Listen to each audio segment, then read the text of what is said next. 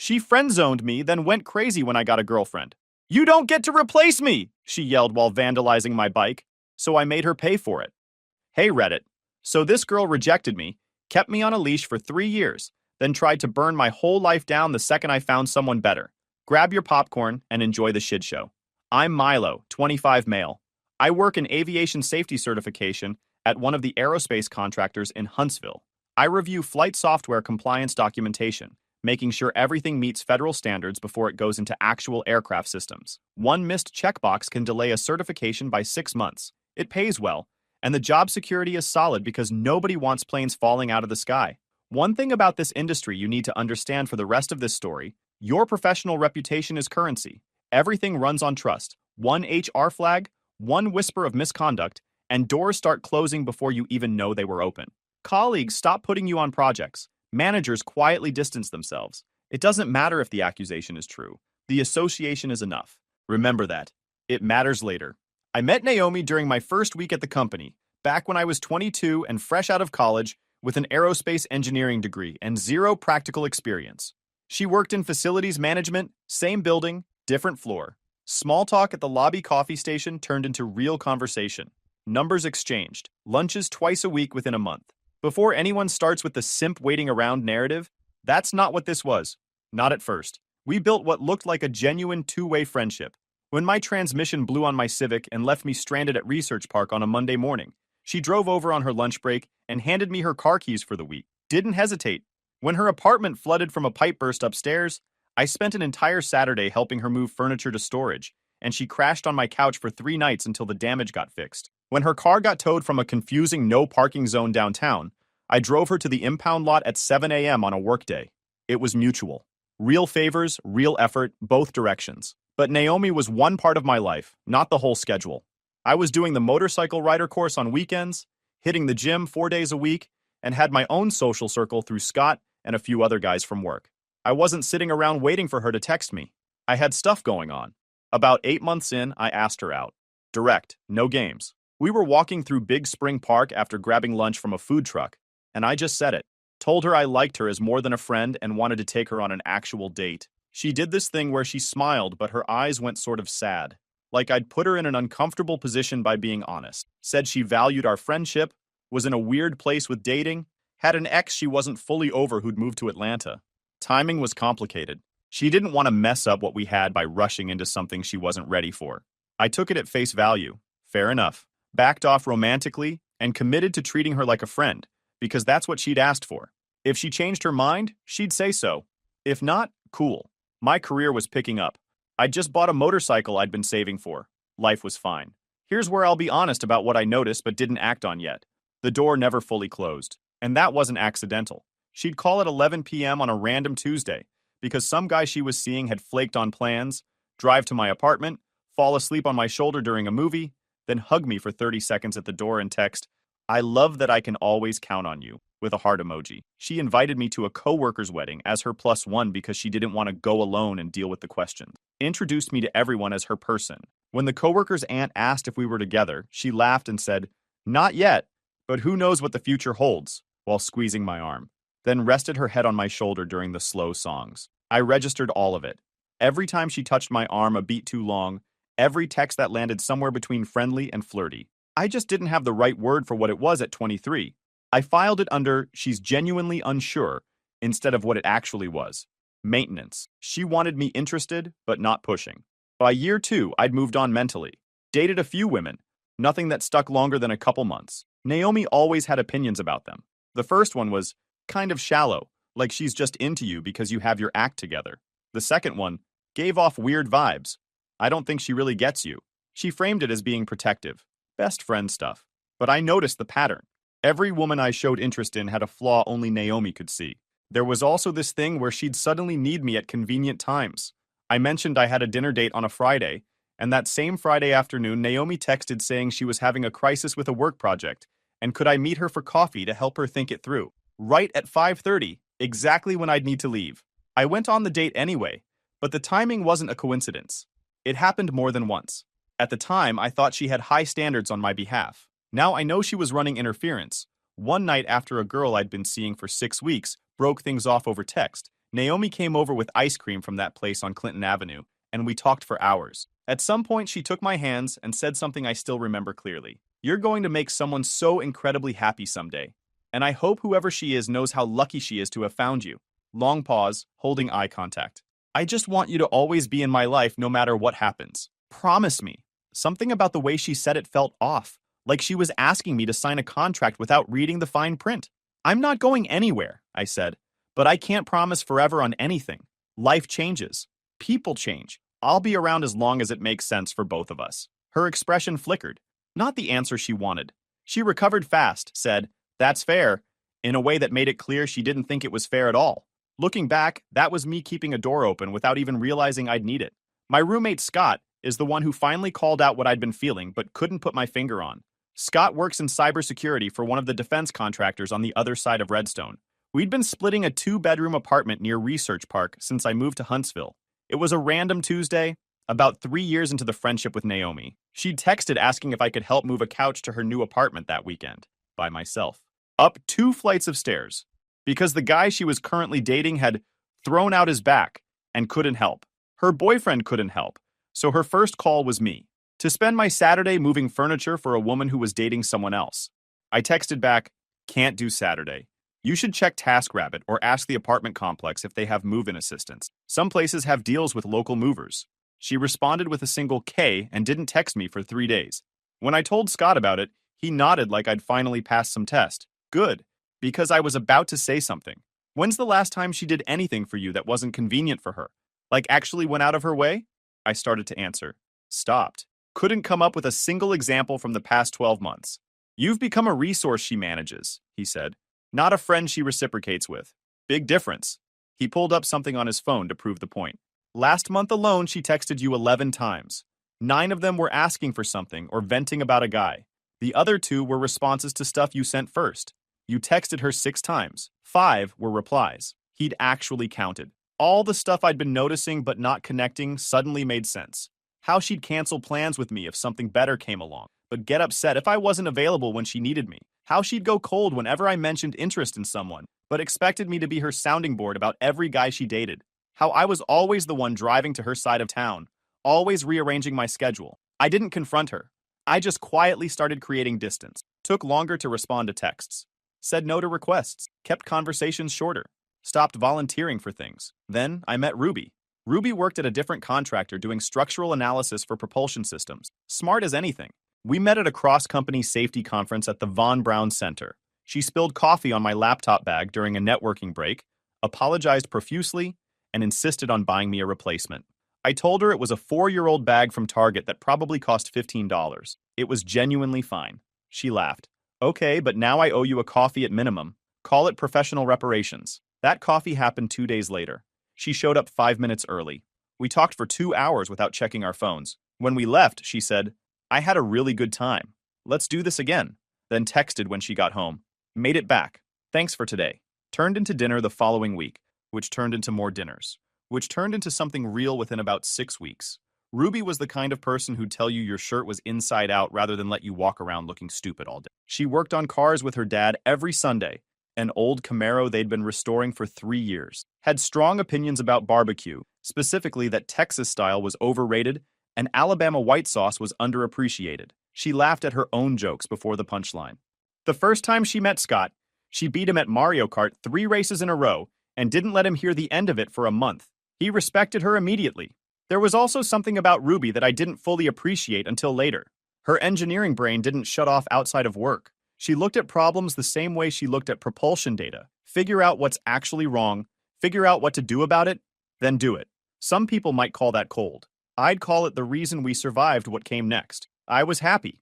Actually, genuinely happy. And I made the mistake of thinking Naomi would be happy for me. When I mentioned Ruby over lunch at a deli near the Space and Rocket Center, Naomi got quiet, pushed a tomato around her salad. Just be careful. You know you fall fast and I don't want to see you get hurt again. Weird thing to say. I'd been hurt exactly once in the time she'd known me. A mutual breakup after 2 months that I'd processed within a week. Over the next month, Naomi started reaching out more. Random texts at odd hours. Invitations to things she knew I'd be busy for. She wanted to meet Ruby. Said it was important she approved of whoever I was dating. The way she phrased it, like she had veto power over my relationships. Should have been a red flag the size of a highway billboard, but I was still telling myself she was just being a protective friend. Ruby agreed to coffee, the three of us. Polite on the surface, but Naomi asked too many questions about Ruby's background and career. Where she went to school, how long she'd been in Huntsville, whether she was planning to stay long-term. It felt less like getting to know you and more like an interview where Ruby hadn't applied for the position.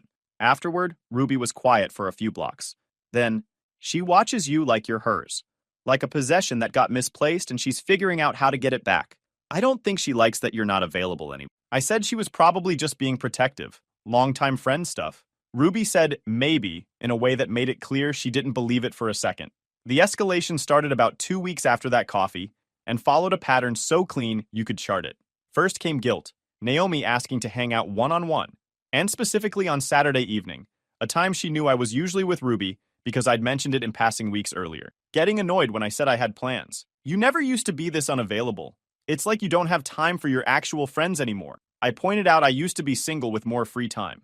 She read the message, didn't respond for 2 days. Then, I miss when we actually prioritized each other. Before everything changed, I typed out something honest.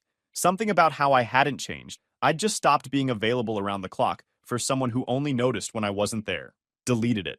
Petty texts don't fix anything. They just give people ammunition. Then one night she called at 10:30 p.m. I saw the name, set the phone down, and went back to what I was doing. First time I'd ever just not picked up. Texted her the next morning. Saw I missed your call, everything good? She replied, must be nice to sleep so well while your friends are going through stuff.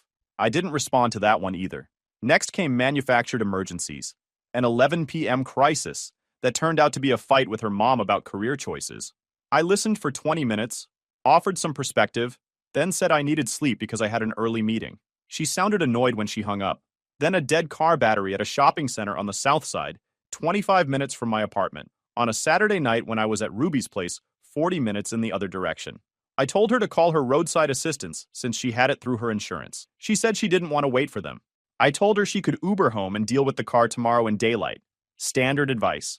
Wow, okay. Maximum passive aggression. These weren't real problems. They were availability tests, and I was failing them on purpose now. Then she started showing up in person. Saturday afternoon, Ruby and I watching a movie and eating pizza at my apartment. Someone knocked. I opened the door to find Naomi with takeout from my favorite Thai place. The green curry I always ordered. Surprise! I was in the area and thought you might want lunch. She looked past me and saw Ruby on the couch. Her face went hard for half a second before she smiled. Oh, hi, didn't realize you had company. I took the food. Said we were in the middle of something. She lingered at the door for an uncomfortable moment, waiting for an invitation that wasn't coming. Then said she'd text me later and left. Ruby, one eyebrow raised. Does she not know boundaries exist, or does she just not care? Definitely the second one. The last test was a voicemail. Her voice shaky, almost tearful. Hey, I know things have been weird lately, but I really need you right now. It's important. Please call me back as soon as you can. I called 20 minutes later, worried something was actually wrong. She answered sounding completely normal. No trace of the distress from the voicemail. When I asked what was wrong, she said she'd figured it out, but appreciated me checking in. Then tried to pivot into a long conversation about her dating life and how none of the guys she was meeting measured up. I cut it short. She sighed dramatically. Fine. I guess we'll talk whenever you have time for me. That night, I laid the whole pattern out for Scott. He didn't look up from his laptop. She's testing how much she can still extract from you. The question is what happens when the answer is nothing. People like this don't handle that well. I blocked Naomi on everything. Changed my routine so I wasn't using the same coffee station or parking deck. Avoided her floor completely. But the day before I pulled the trigger on the block, something happened. I ran into her in the main lobby. I was with 2 coworkers heading to a meeting. She saw me from across the hall and made a point of walking over. Big smile, touching my arm in front of them. Hey, stranger, we should catch up soon. I feel like I never see you anymore. Loud enough that both my coworkers heard. I gave her a flat, yeah, maybe, and kept walking. But I saw what she was doing, building a public version of our relationship that didn't match reality, planting witnesses who'd remember her being friendly, not hostile. That's when I blocked her on everything. 2 weeks of silence after the block. I thought maybe she'd move on. She didn't move on. This is where it stopped being annoying and got actually dangerous. She went after my career. Marissa, a coworker who'd been with the company for about 10 years, pulled me aside in the break room. She'd helped me navigate the unwritten rules when I was new. I trusted her judgment. She asked if I knew someone named Naomi in facilities. Then her face did something complicated, this mix of concern and caution. Someone's been talking. I heard a rumor going around that you've been harassing a woman in the building, following her around, showing up at her desk uninvited, making comments. My stomach dropped. That's completely fabricated. I haven't talked to her at work in weeks. I've been actively avoiding her floor. Marissa believed me, but she didn't sugarcoat it. Even a fake HR rumor can stick long enough to mess with assignments, trust, and optics. In this field, investigation is a stain even when you're innocent. I started documenting that same day. Backed up every text with Naomi, reconstructed a 6-month timeline of interactions, and emailed myself a time-stamped summary so the record couldn't be disputed later.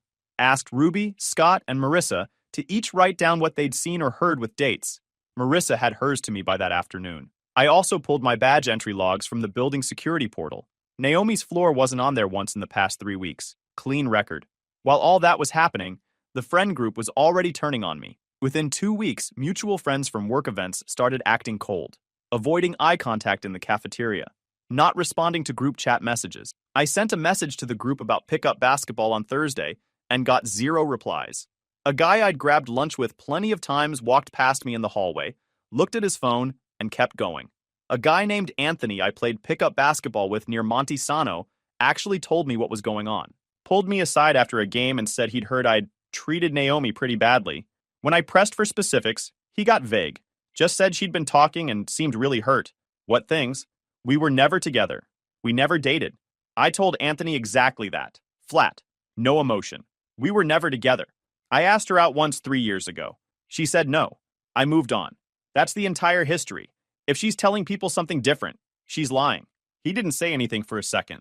Then he nodded, like he was replaying what Naomi told him against what I just said, and the math wasn't adding up. Ruby took the news like someone who'd dealt with this before. She had her own version of it in college, a guy who couldn't handle being turned down and tried to poison every mutual friendship afterward. She didn't waste time being upset about it. Went straight into fix-it mode. Stop engaging completely. No responses, no conversations at work, no explanation. Nothing she can twist into something else. Then she sat down at her laptop. Within an hour, she'd changed every password, enabled 2-factor on everything, locked her social media down, and created a shared cloud folder for screenshots and documentation. She named the folder Naomi's Greatest Hits. Then she looked at me and said, "Everything goes in here with dates. If this goes legal, we're not going to be scrambling to remember what happened when. We'll have it organized already. First upload, Marissa's warning with the exact date and time, plus the badge entry logs showing I hadn't been on Naomi's floor. Then the burner account started targeting Ruby. Instagram messages from brand new profiles, no pictures, generic usernames, vague warnings about my character. Some mentioned details a random person wouldn't know. My apartment complex, the motorcycle, specifics that proved it was someone who actually knew me. Ruby showed me the first one immediately. We blocked the account together. More followed over the next week across different platforms, same pattern. She wasn't scared, just annoyed. This is pathetic, genuinely deeply pathetic behavior. My motorcycle, a 2019 Kawasaki Ninja 400, bought used from a guy in Madison. Rode it to work when the weather cooperated, kept it in my assigned spot in the apartment lot. First incident, slashed front tire. Clean cut in the sidewall, not a puncture from road debris. Reported it to apartment management. They checked their cameras but said the angle didn't cover my assigned spot. Replaced the tire out of pocket. $160 plus the time to get it done. Second incident 9 days later. Deep, methodical keying. Down the entire left side of the tank and fairing. Somebody took their time with it. I got an estimate from the body shop. Over $800 to repaint and refinish. That one hurt. Scott and I installed a Ring doorbell plus an extra camera covering the parking lot that same week. If the complex wasn't going to cover the angle, we'd cover it ourselves. The setup wasn't perfect, partially blocked by a pillar, but it caught my bike's spot from one direction. Third incident came 6 days after the cameras went up. Someone approached my motorcycle at 2:15 a.m. and poured something on the seat. The camera caught a figure in a dark hoodie, face partially obscured, but the body type and movement were familiar. The figure looked up at one point, maybe checking for witnesses, and the camera caught roughly half a face in the parking lot lights. It was Naomi, of course.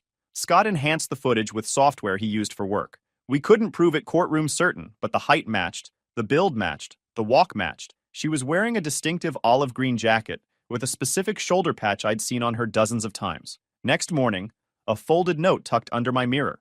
3 words in handwriting I recognized. Miss me yet? I photographed it with my phone before touching it, made sure the timestamp and location data were visible in the image properties. Then I bagged the original in a Ziploc and put it in a folder I kept in my nightstand. From that point on, I only shared copies. The original stayed untouched, added everything to the file, filed a police report that day, brought the footage, the note, documentation of all previous incidents, screenshots of the burner messages to Ruby. The officer said vandalism with this kind of escalating pattern usually pointed to a bigger situation and asked if I knew who might be behind it. I told him about Naomi, the history, the fallout, the messages, the escalation. He wrote everything down and gave me a case number, said to call back immediately if anything else happened. Ruby came with me to the station and sat through the whole thing.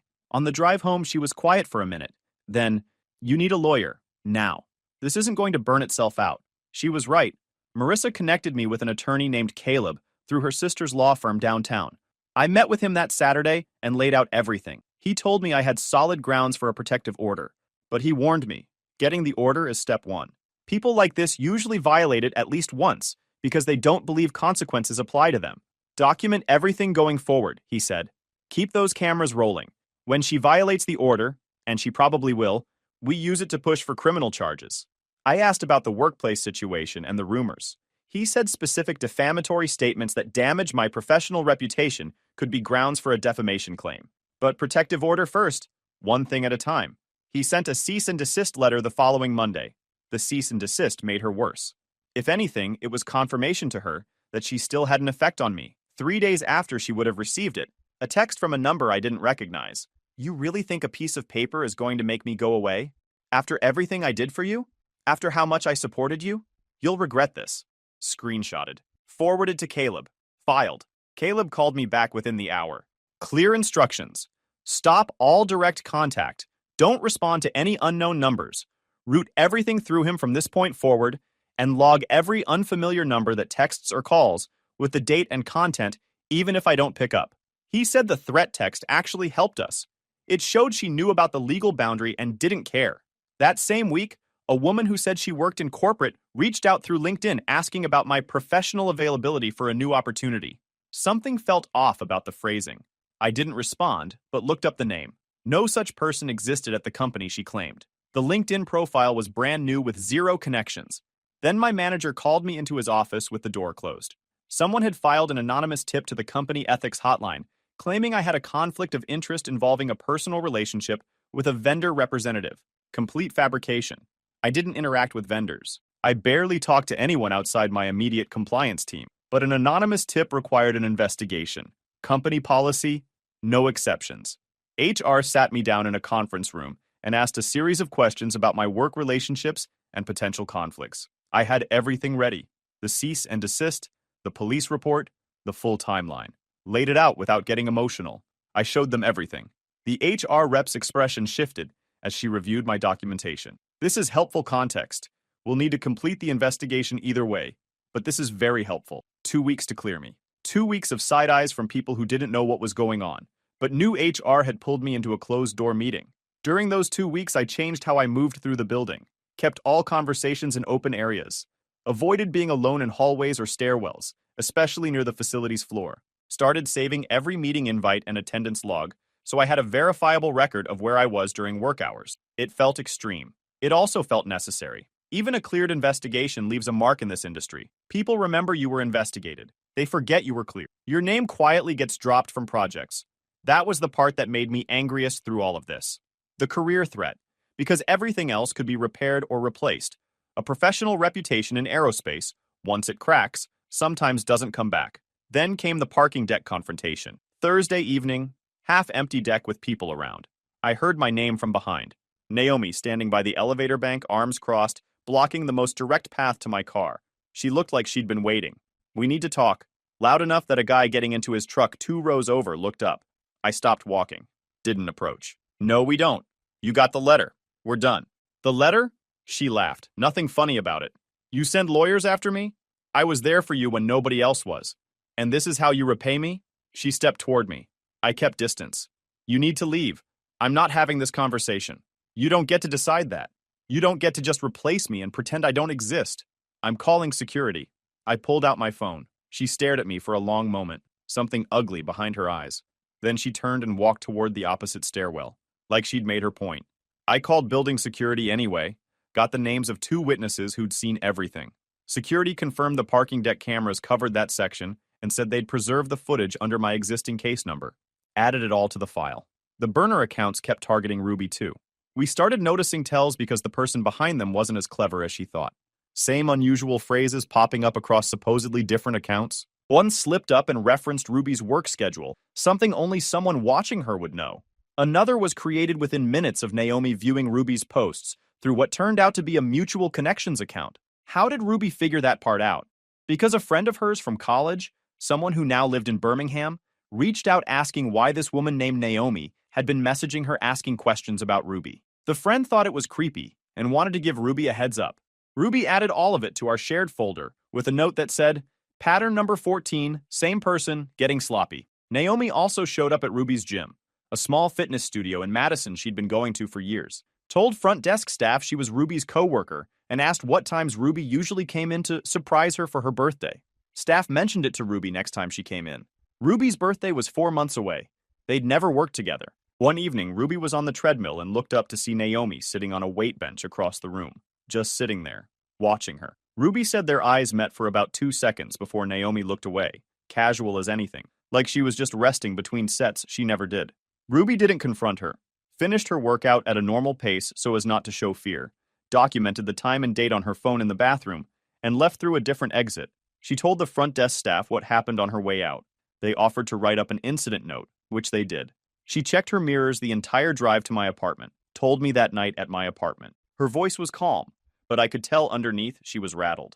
This wasn't online messages anymore. This was in-person surveillance. When I started apologizing for dragging her into this, she shut it down. "You didn't create her. Stop apologizing for someone else's choices. We deal with it and move forward." That's it. That gym incident went straight into the protective order petition as evidence of stalking. 3 days before the hearing, one final message from another burner number. You could have had someone who actually understood you. Someone who was there from the beginning. Instead, you chose her. Enjoy watching everything fall apart. Saved it. Gave it to Caleb. He nodded because it was exactly what we needed. The protective order hearing was on a Thursday morning in early November. Naomi showed up with her own attorney. She looked different than I remembered from our friendship days. Thinner, tired, like she hadn't been sleeping well. Her lawyer tried to paint me as an obsessive ex making things up.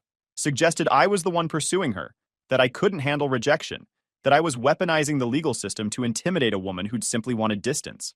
Caleb laid out our timeline, piece by piece, like a man who'd done this before and knew exactly how to build a picture for a judge. He handed over a tabbed binder, color-coded, indexed, with a printed timeline across the first 2 pages and screenshot printouts behind each tab. The judge flipped through it while Caleb walked him through each section.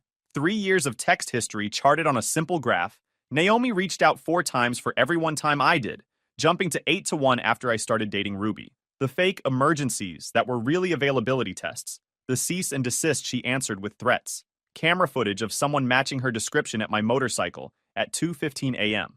The handwritten note compared against a card she'd given me years ago. Match was obvious from across the room. The parking deck confrontation backed by 2 witness statements. Burner accounts harassing Ruby, created within minutes of Naomi viewing her posts, one using a phrase identical to something Naomi had texted me months earlier. The fake ethics complaint filed the same week as the cease and desist. Caleb made sure the judge noticed that timing. The gym front desk visit under a fake name. The gym stalking witnessed by members who saw a woman sitting on equipment without ever using it. The judge asked Naomi directly if she'd created the burner accounts messaging my girlfriend. Her attorney advised her not to answer.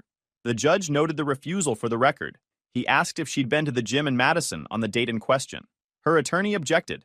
Overruled. She admitted she'd been there but claimed coincidence. She'd heard it was a good facility. The judge looked at her for a long moment without saying anything. Protective order granted. Multi-year no-contact order. No contact with me, Ruby, or our families through any means. No coming near our homes or workplaces. No third parties. No fake accounts. But we weren't finished. Caleb filed a civil suit for harassment, property damage, and defamation. The motorcycle repairs alone were over $2,000 between the tire, the repaint, and the seat replacement. The fake ethics complaint had messed with my standing at a company where reputation is everything. 2 weeks of being treated like a suspect at a place where I'd worked for 3 years without a single issue. What she did had real costs, and she needed to pay them.